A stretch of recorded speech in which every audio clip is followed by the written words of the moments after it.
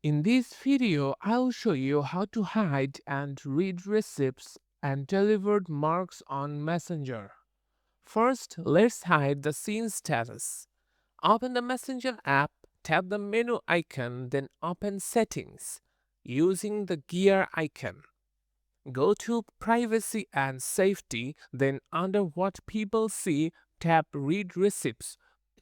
Now turn off Show Read Receipts. After doing this, other people won't see when you have opened their messages, but you also won't be able to see theirs.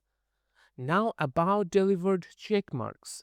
Messenger doesn't have an official option to completely hide delivered status for everyone because delivered simply means the message reached your device. But there are a couple of workarounds. The first method is using the restrict feature. Then select restrict.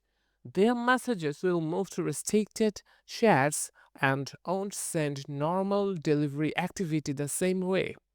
Another trick is reading messages directly from your phone's notification panel. Don't tap the notification or open the chat bubble because opening the conversation can trigger message activity. That's it, the methods can help you get more privacy while using Messenger. If this video was helpful, don't forget to like and subscribe for more quick tutorials.